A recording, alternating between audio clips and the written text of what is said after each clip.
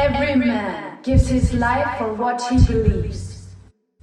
Every woman gives her life for what she believes. Sometimes people believe in little or nothing. Nevertheless, they give up their lives to that little or nothing. One life is all we have, and we live it as we believe in living it. And then, it's gone. But to surrender what you are and live without belief, that's more terrible than dying. More terrible than dying young.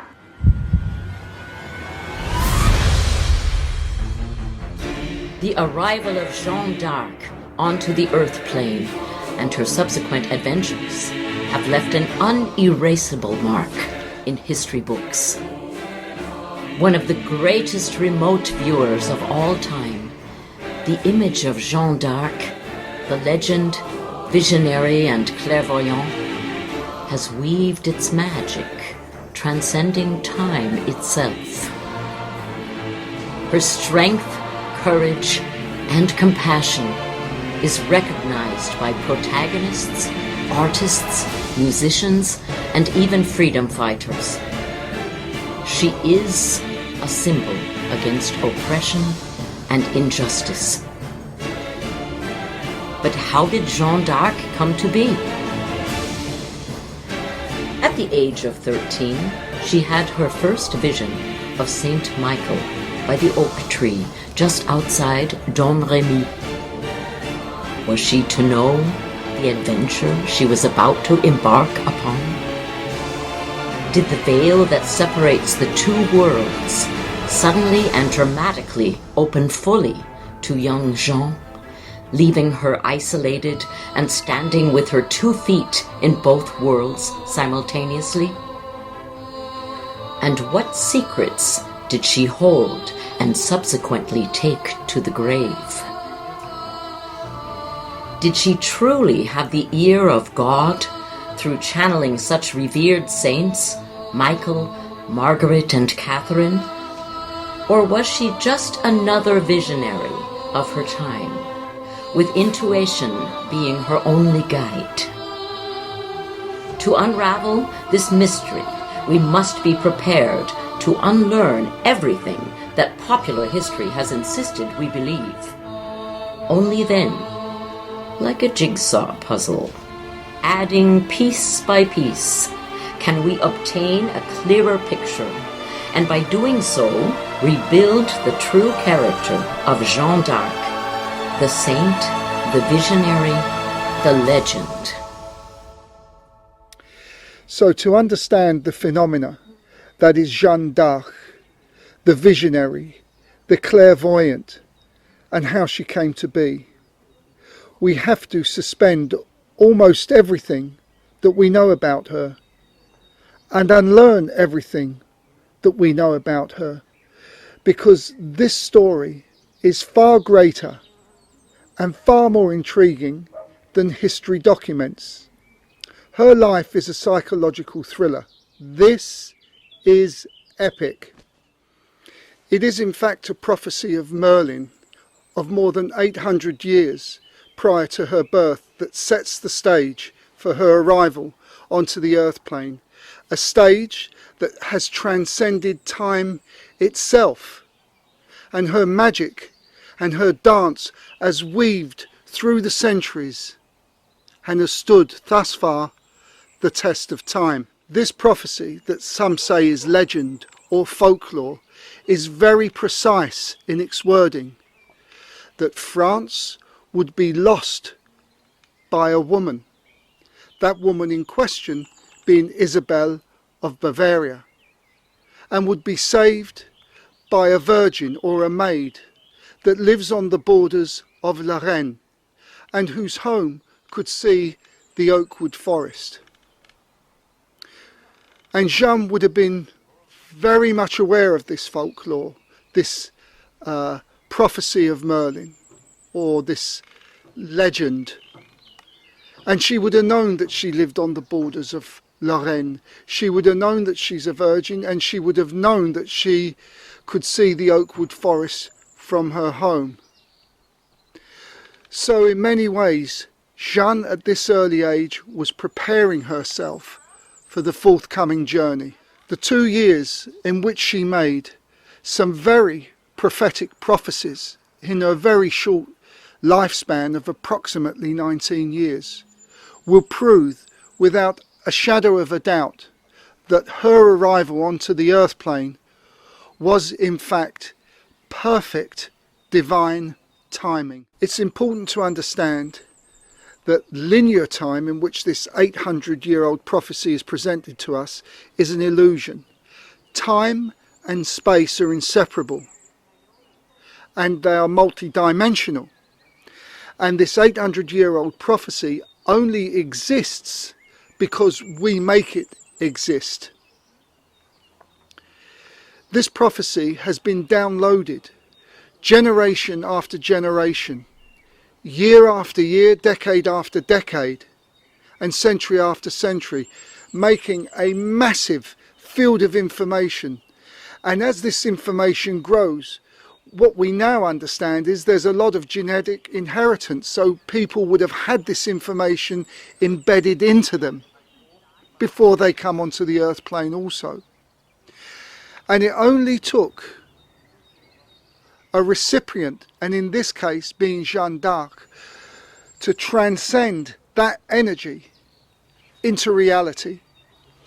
And as anybody who has had a near-death experience will tell you, that absolutely Jeanne d'Arc, prior her coming to the earth plane, would have chosen this task in order for this prophecy to be fulfilled, in much the same way that prior to Judas come to the earth plane in order to portray Christ so that his prophecy could be fulfilled, it would have had to have been agreed in the spirit world. Dr. Linda Kramer was clinically dead for 14 minutes. She is a near-death experienced survivor and author of the book 5 Years in Heaven. She offers us some explanations on the time conundrum. I thoroughly believe there is no time. Time is only a concept that we have on this planet due to our own planet revolving around the sun. So therefore, one rotation is a day, and minutes, hours are a calculation of that process as a circular around the sun. When we go into the universe, as soon as we're outside of this concept of earthly time, we find that there is no time. Time does not exist.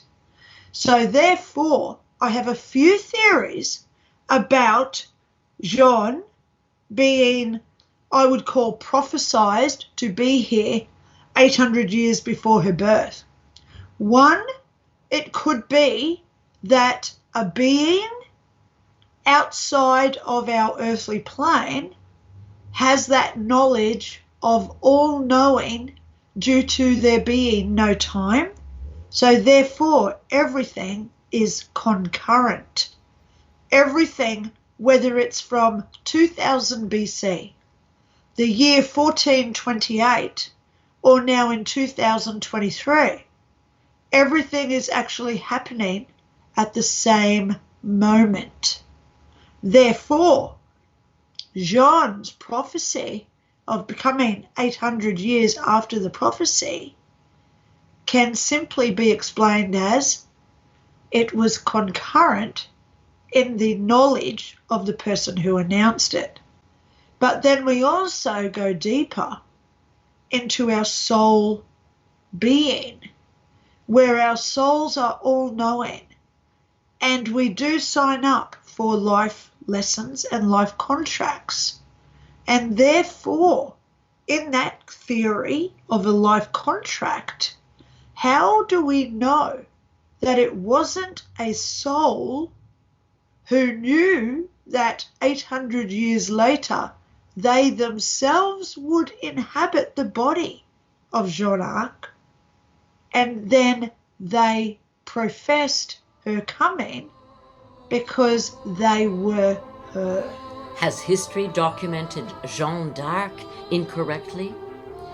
The romantic notion that a peasant girl from a small village just outside of France, a girl that could neither read nor write, somehow miraculously led an army to victory, and by doing so put into motion the end of the 100-year war that united France. To understand the phenomena of Jeanne d'Arc, a story in fact far more romantic and far more intriguing than the popular story told, we must first understand Jeanne the girl. And who exactly were her mother and father? What was their role in their daughter's calling, of whom we know so little? The name d'Arc didn't exist.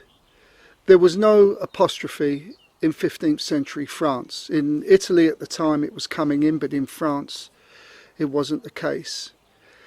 And so her name was probably Dach, Das, Das, Tach, even Dachs with an X.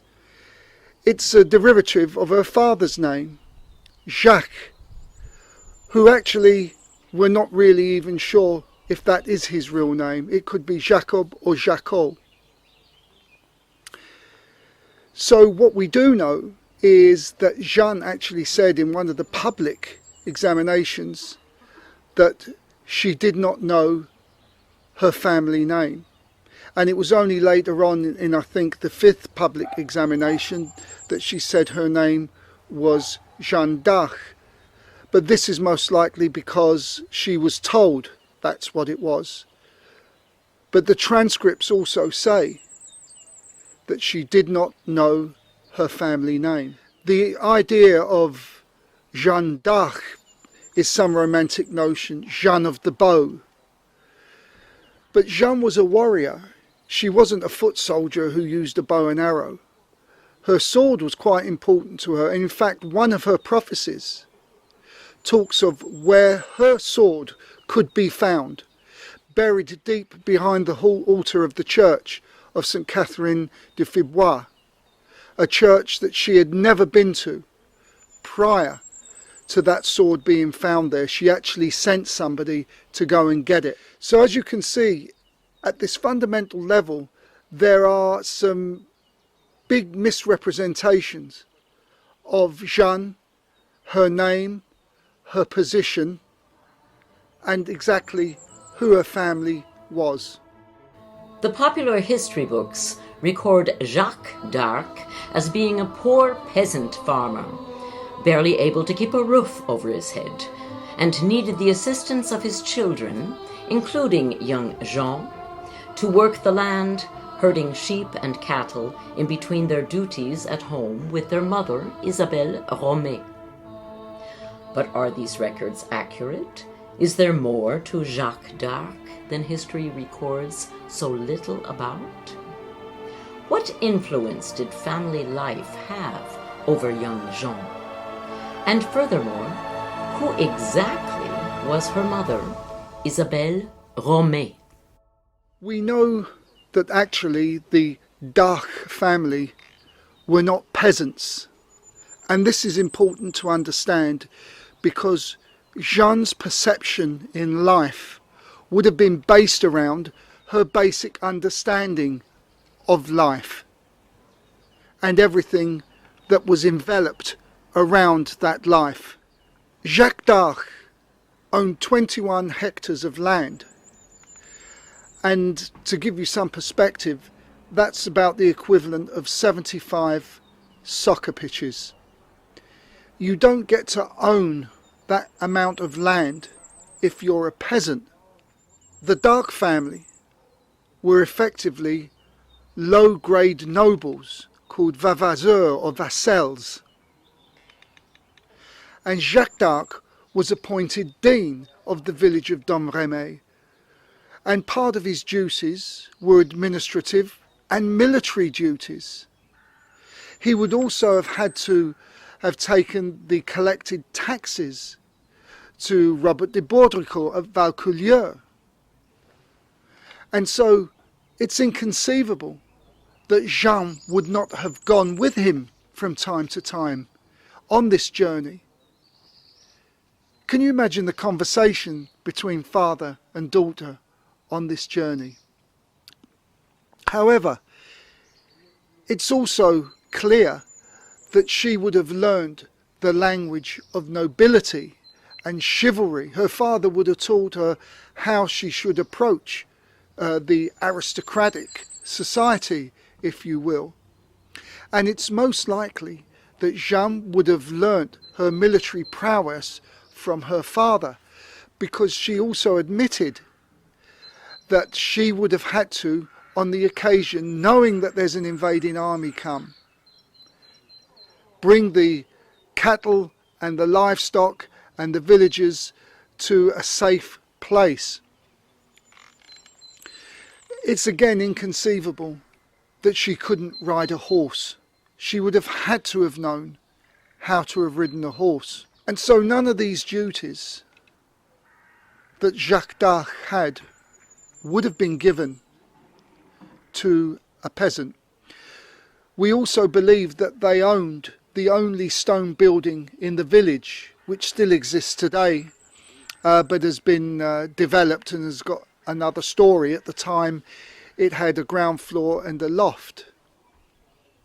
And so Jeanne would also have known her position in the family here. She would have known her position in society and would have known that they are a little bit higher up than the peasants in the village or the ordinary folk. So she would have used her astute mind in this way when meeting aristocracy, to control, direct and manipulate. After all, she was a visionary and she heard the voice of angels directing her. Medieval historian Professor Anne Lester at Johns Hopkins University explains one of the few ways women in Middle Europe could gain public status and a level of public notice was through religious means.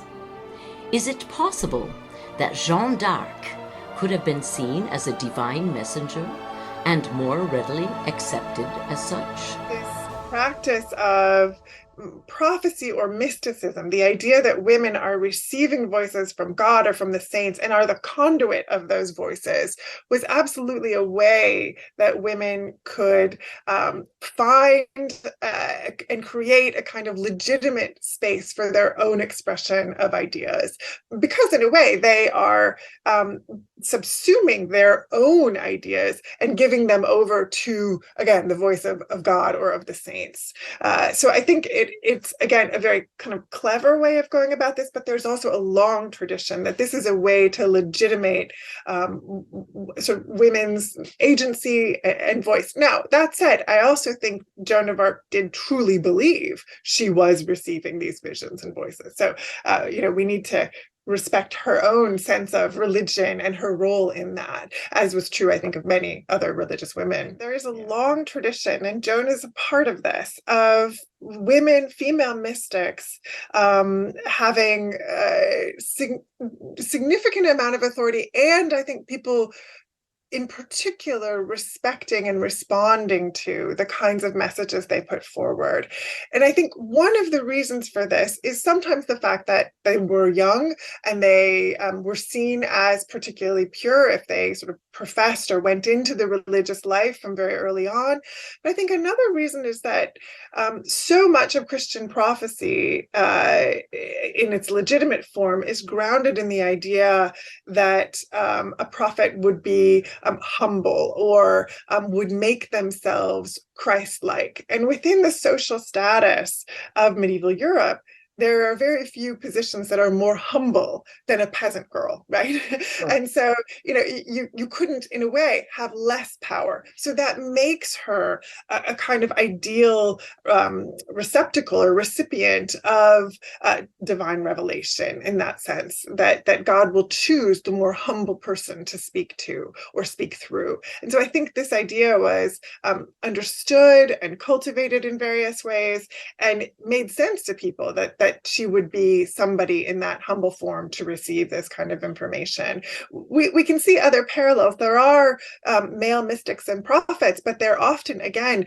men of lower origin or humble conversi, we might say. They're sort of part of a religious order, but they're not always abbots or monks or bishops. Rarely do you see people like that at that kind of status. So I think humility is important. Yeah. Isabella would have taken much time to educate her children. Isabella would have been responsible for teaching Jeanne the Pater Noster, the Hail Mary, and all the duties around the house. She would have taught Jeanne how to sew and spin. And in fact, it's here we get a glimpse of Jeanne's personality here, as in the trials, when they questioned her on what was her duties while she was at home. She said, "I learnt to spin and sew, and in Rouen I fear nobody when it comes to spinning and sewing." So from this we learn, at a very earthly project, her competitiveness, her determination, and her willingness to be the best.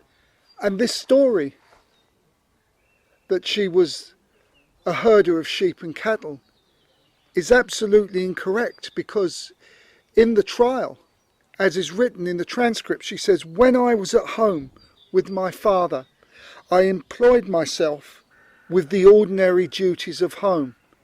I never went into the field with the animals."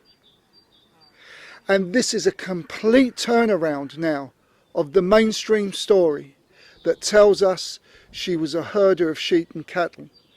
So already we can see that far from being a peasant girl, she is the daughter of her mother and father of some substance, of very low nobility.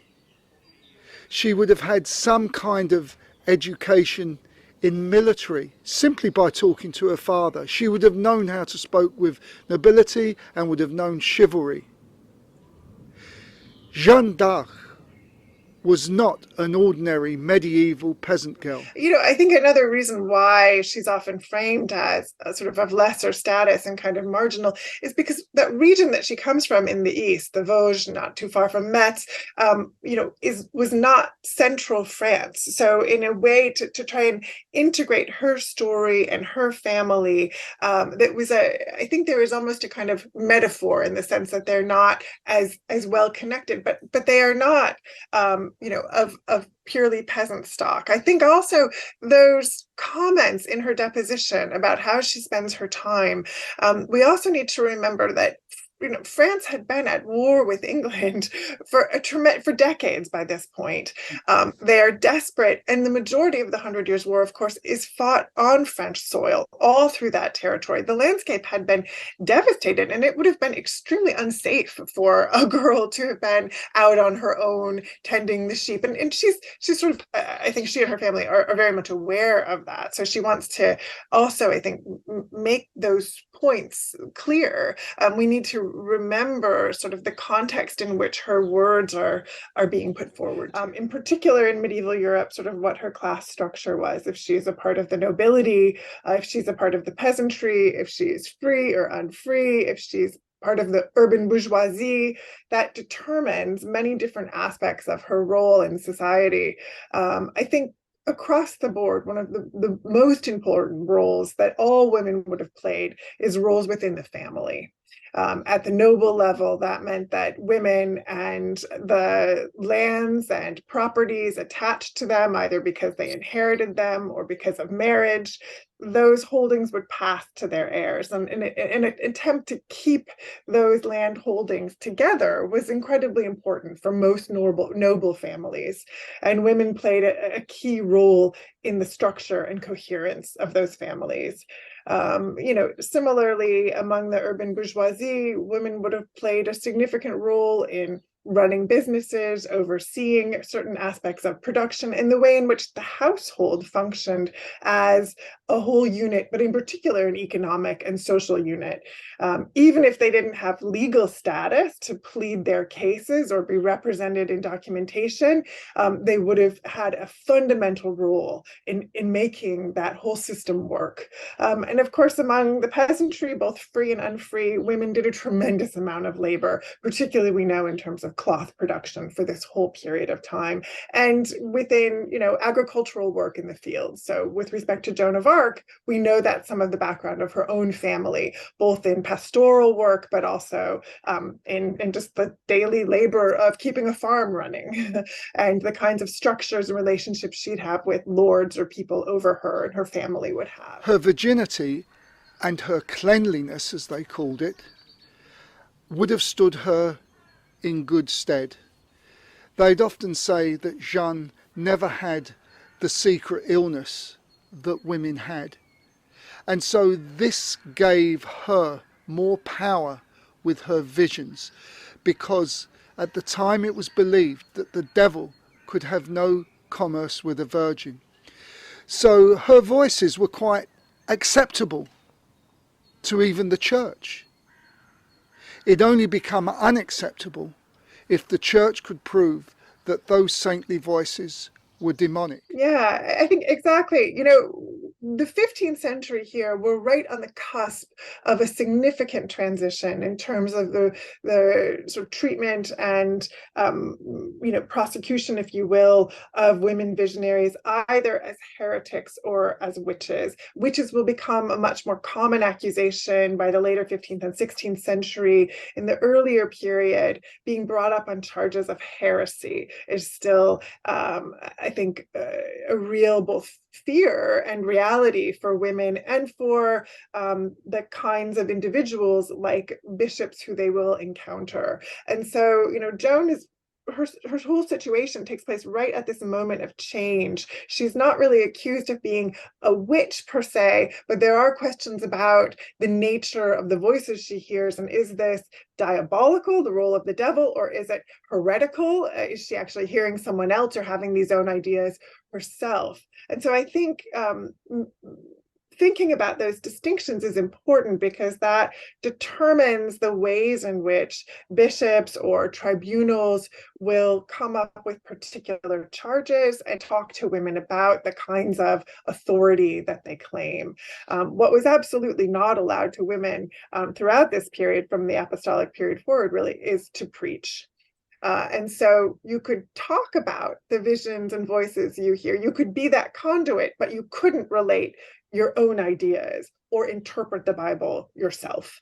Women are constantly brought up for accusations of either preaching or heretical thought and public speaking in that sense. To be a mystic, and as Joan does, to really locate the voices as coming not from her, but from God, was a way to work around and through some of those concerns. 800 years after the prophecy of the coming of Jeanne d'Arc was first announced, her raison d'être begins its journey.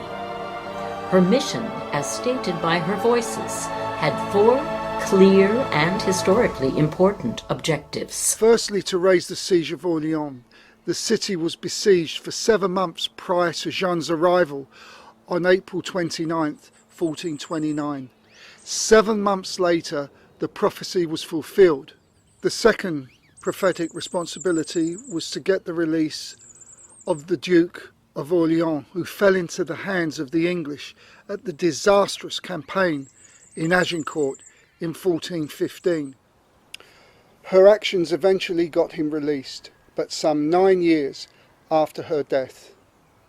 The third prophetic responsibility was to drive out the English from France. You Englishmen, who have no right in this kingdom of France, the King of Heaven sends you word and warning by me, Jeanne the Maid, to abandon your forts and depart into your own country, or I will raise such a war cry against you as shall be remembered forever.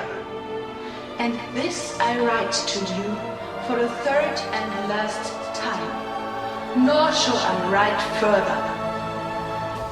And despite all of her extraordinary achievements, Jeanne unfortunately never lived to see the day when this happens, as she was brutally executed prior to this. At the trial of condemnation, she stated that England would lose far more than the defeat at Orléans and would actually be thrown out of France before 7 years have passed. Save those that die here. And Parisian historians recognise the defeat of England and the end of their stay in France 6 years and 8 months after the defeat of Orléans. The fourth prophetic responsibility was to anoint Charles king at Rheims. He was to be crowned King of France in March. This was the prophecy. And this prophecy was verified in a letter written in April 1429.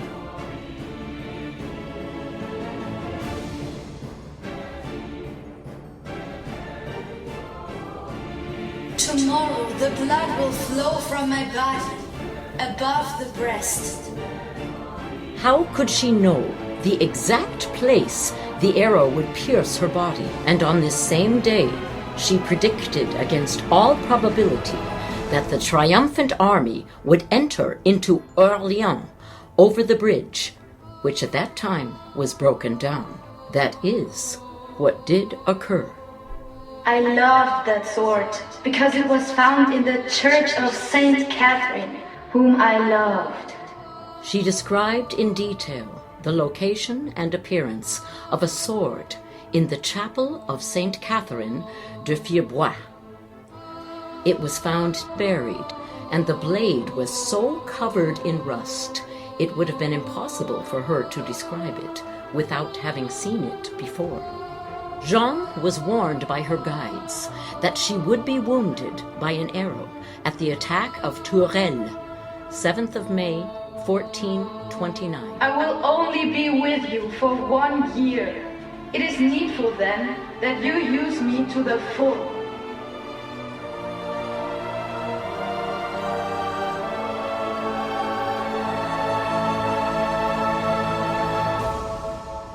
So here we witness precise wording.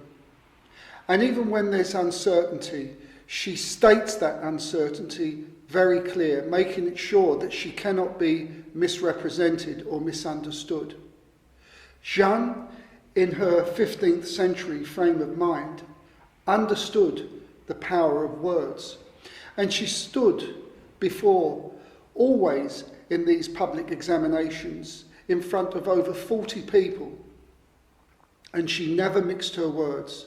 It was very clear that her faith in God, her visions and her voices was absolutely unshakable. Once again we hear the power of words coming from Jeanne's lips. I do not accept your prohibition.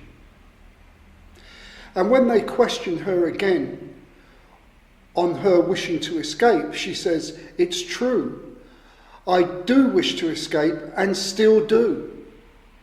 Is it not lawful for all prisoners? And this statement actually tells us that she understands at some level law, because she could have said, isn't it my right, or wouldn't you do so? But Jeanne is very specific. She's very clear, and she only uses words that she means. And in this case, she knew that it was lawful for prisoners to have the desire to escape. Again, this speaks to the fact that women may not have had formal legal training or the ability to stand in front of a court and present stories, but they absolutely understood how to plead, how to tell a story, how the system worked, because they observed, they talked about it. We know they strategized with male relatives who would go to court. So I think, she's an example of a kind of woman who would have this sort of understanding. And I think she's part of a continuum in this sense, in terms of going before a tribunal and and displaying a kind of legal know-how that we'll also see when someone like the historian Natalie Zeman Davis, who wrote the wonderful book The Return of Martin Guerre, will display the kinds of lay legal knowledge that people of this class would have had just by virtue of hearing and watching and seeing how generations of neighbors had interacted in front of royal officials or ecclesiastical tribunals and thought of themselves in relation to power, really. And that's a lot of what we see here.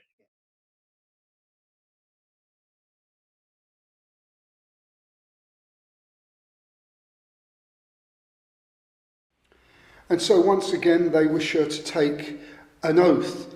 And she says, I made an oath to you yesterday. That should be sufficient. You overburden me with this. So now they question her about her revelations, and they asked her, when you saw the king, was there light around him? And she very, very abruptly refuses to answer this. Pass on, she says, pass on. And they ask her again, did you know by revelation about your mission with the king? And she says, you will not hear this from me. The king had many apparitions and beautiful revelations before he set me to work. And again, they question her about the oath, of which she says, you may surely do without this. I have sworn enough already. And she says it in a very, very powerful way. They go on to question her about revelation, and did her voices forbid her to say anything regarding this matter, to which she says, I will not answer you about that. She's very, very clear about this. I have revelations touching the king that I shall not answer you. It's very specific. I shall not answer you. And so they question her further. Has it forbidden you to tell these revelations? She says, I will tell you no more, but give me a delay of 15 days and I will answer you. So what does this imply? To me, it's clear that she's waiting advice from her council, and she will not put herself in any more peril than what she's in at the moment, because she knows if she has her council given her the okay to say this, she knows that she'll be protected. Of course, they didn't give her 15 days, because the last thing they wanted is for her to give an answer that cuts off another line of questioning. Again, they question her about her voices, and she says, I will not tell you everything. This voice is good and worthy, and I am not bound to answer you. And here she really begins to get some quick fire answers. And again, they're very, very, very clear, and cuts off this line of questioning where they ask her, do you believe you're in a state of sin? To which she replies, I believe I would not see my visions if I were. So then they question her further, trying to trick her and ask her, therefore you believe to be in a state of grace. To which she readily replies without any hesitation, if I am not, may God put me there. If I am, may he keep me there. I think she clearly, whether through her mother or mother and father and other, people within her world in growing up, has a very clear and sharp understanding of what we might call kind of practical theology. She never hesitates in answering those kinds of questions. What did they look like? How did they sound? When did they speak to you? And there isn't, at least in the record we get, hesitance or confusion there. So those are the kinds of, in a way, things that you can imagine a young girl or woman thinking through carefully, wanting to understand who's talking to her and having a kind of conviction about this. Now, I think in addition, in order to understand the whole process of her trial, the way that she's able to essentially hold herself and stick to her conviction through all of that, and we know eventually under torture, I think she as a person also had a tremendous amount of personal charisma and self-mastery is sort of the only way I can think about, to be able to go in front of the king, to present this idea, to put forward a case that she should be at the head of the French army, to lead them to a series of victories. I mean, the religious question aside, we are dealing with a remarkable individual. I think even if some of our source base, for various reasons, may cast her that way, and the English and the French both have an interest in suggesting she was unique and unusual, I think you can't do that for every person. There is something distinctive about her, and that's why she's able in part to accomplish what she accomplishes. So they continue this line of questioning about her visions, and they ask her, how did she see St. Michael and the angels? To which she very readily replies, I see them as readily as I see you. They continue now changing the subject, going backwards and forwards, trying to confuse her, trying to trick her. And in this case, they ask her, did it please God that you dressed as a man? And she said, all that I have said and done comes through God. Do you ask me to transgress his wish? And so again, on her voices, do your voices give you counsel? To which she replies, on some points, yes. But she says, there are things I cannot tell you because I do not have leave to do so. I do not have the protection of warrant. In other words, what she's saying is that she will not tell you everything unless she has the protection of her voices, of her visions. She needs the counsel of her saints before she will respond. The English will have a greater loss in France than they've ever had. She goes on to say, before 7 years have passed, England will be kicked out of France, save for those who die there. And they ask her, how do you know this? And she says, by revelation, of course. She's very clear about this. And actually, you must understand that in 15th century France, it wasn't illegal or it wasn't heresy to hear voices. It was only a problem if those voices were proven to be demonic or less than holy. But she says, I know them by revelation. And what's really great about this line is that she says, and I am sore vexed that it will take so long. And this tells us that she is absolutely clear, she's absolutely convinced of the message that she received was that the English will be kicked out of France within 7 years. And she says to them to really stress the point, and I know this as clear as I am seeing you standing before me in the moment.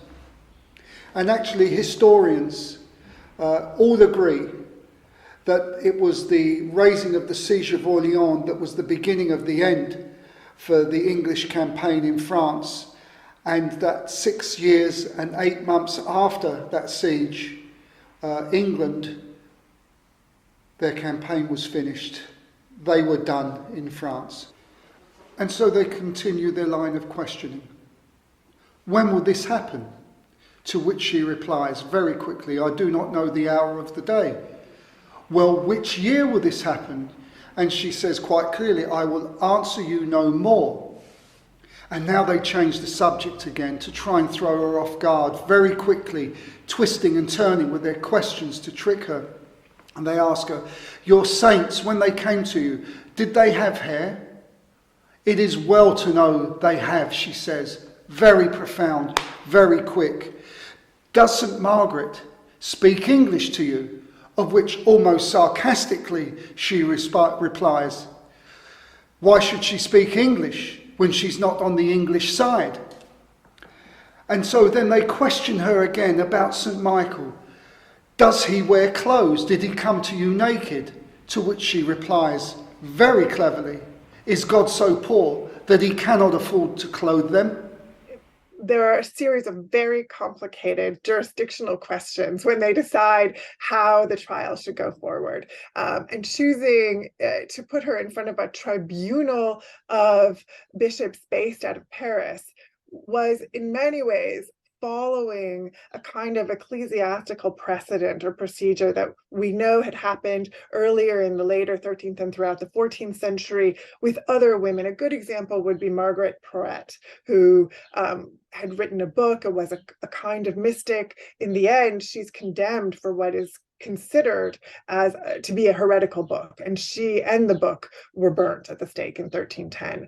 So that's just one example, but there are other examples of women who kind of fit into the mold that the ecclesiastical establishment is trying to kind of examine Joan within. But then there are a whole other set of jurisdictions, as you say, in terms of baronial courts and royal courts where her case could have been heard and would have maybe had a different outcome in that sense.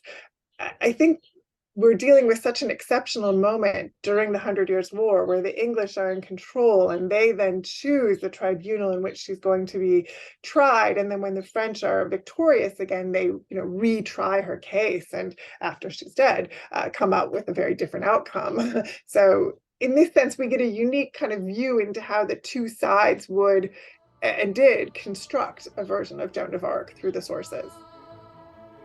Would Jeanne d'Arc have felt pain on the funeral pyre? Most certainly, she would have died of smoke inhalation before suffering the pains of burning. But could a highly evolved soul such as she been able to raise her consciousness or have elevated awareness to that of beyond pain? Was she capable of entering a trance state to bypass any physical sensations? Or would she have been taken from her body long before she would have suffered smoke inhalation? Dr. Linda Kramer explains the process of dying. The day I had my car accident, I exited the vehicle before impact because of intervention from an unknown being who was with me in the car. So we look at people who are about to become deceased. Let's just go there in history with the Tudor Empire of England and how many people were beheaded. So as that person who's about to be executed goes up to the block and they bend over to have their head chopped off with the axe or sword, there is a high possibility that they do leave their body first just prior to that pain occurring, because they know it was predestined, so they take that out, like subclause out, before the actual event occurred. So yes, I thoroughly believe the answer is yes. We can exit our body just prior to very traumatic events occurring that were predestined in our lives. Michael Funovic is a Qigong master and energy worker. He offers us his explanation on how Jeanne may have been able to raise her awareness to that of above pain. It may be possible that due to this very strong belief of Jeanne d'Arc, that she had easy access to this ability of dissociation, so that also the mind leaves the body before she feels the pain of getting burned. And it is also possible due to the strong belief system that her ability of meditation is that advanced, even with knowing any particular techniques, so that also when getting burned, her brain might have operated on theta wave level, so the pain of getting burned does not affect her, did not affect her at all. Indeed, fasting may be useful for realizing the subtle energies we're talking about. There is also some relations to the Taoistic and Buddhistic concepts of Shen that's often translated as willpower or mind or consciousness, but it is much more than this. it is based by the heart. So you have a strong heart to do something, then this is this kind of Jeanne energy that obviously was very strong with Jeanne d'Arc. Although walking on coals seems to be easier than, for instance, getting burned, as many people do that successfully, also due to just physical reasons. The coal is not that hot and so on. But of course, some mentally and physically preparation is quite useful and even necessary. But when you have really the heart to do so, then all these things may be possible, as we see. Jeanne d'Arc was not a Qigong master.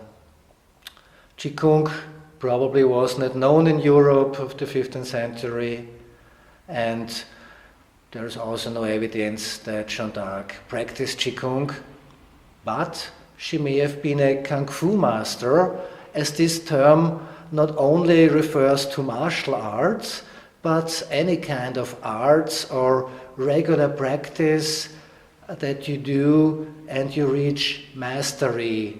So, Jeanne d'Arc definitely reached master's level in that what she was doing, so I would call her a Kung Fu master. So we know that Jeanne d'Arc did not come from a peasant family. She was the daughter of modestly wealthy landowners, low-grade nobles called vavasseurs or vassals. We know that she never worked the land, although she did say that she may have gone into the pasture and just looked after the animals for a period of time while her father went off and done something else. She spent her time with her mother, learning to spin and sew, learning prayers, and so on and so forth. But after her brutal execution, Jacques d'Arc, his death is attributed to the immense grief that he felt over the loss of his daughter. While Isabella Romy, or Isabella de Vouton, spent the rest of her life campaigning to get her daughter's name restored. King Charles gave the d'Arc family full nobility with a coat of arms, and Isabelle went to Orléans, where she spent the rest of her days, the place where Jeanne said that she wished to live. She was given a pension and became ill and was looked after 24/7. She died at the very old age at that time of 74. I'd like to read the testimony that Isabella gave at her daughter's trial of rehabilitation or trial of nullification, because from here we will certainly learn or understand how Jeanne was able to answer her accusers with such potency, with such accuracy, with such forthrightness, how she was able to speak with so much authority to the higher echelons of society. She would have spent much time with her mother, who certainly would have educated her in these ways. And it would be very clear that her mother was no ordinary farmer's wife, because this testimony is eloquent, articulate, passionate, and forthright, and actually would be the envy of many writers today. And so this testimony goes like this.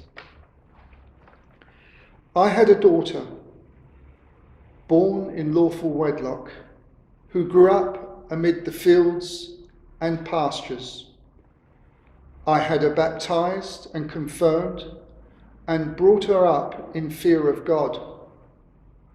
I taught her respect for the traditions of the church, as much as I was able to, given her age and simplicity of her condition. I succeeded so well that she spent much of her time in church, and after having gone to confession, she received the sacrament of the Holy Eucharist each month. Because the people suffered so much, she had a great compassion for them in her heart, and despite her youth, she would fast and pray for them with great devotion and fervour. She never thought, spoke, or did anything against the faith. Certain enemies had her arraigned in a religious trial, despite her disclaimers and appeals, both tacit and expressed, and without any help given to her defence. She was put through a perfidious, violent, iniquitous and sinful trial. The judges condemned her falsely, damnably, and criminally, and put her to death in a cruel manner by fire. For the damnation of their souls and in notorious, infamous, and irreparable loss to me, Isabella, and mine, I demand that her name be restored. Jeanne is the Pied Piper, and we dance to her tune. We have danced her dance down through the ages, and her melody still plays on. She joins us in the dance, filling our souls with love, compassion, and above all else, courage. I have a dream. Her story is our story. Her strength, courage, and compassion is now deeply entwined within the vibration of the collective minds of all people on Mother Earth. We have become one with Jeanne, and by doing so, we no longer can tell the dancer from the dance. Who is Jeanne d'Arc? I am Jeanne d'Arc. You are Jeanne d'Arc. We are all Jeanne d'Arc.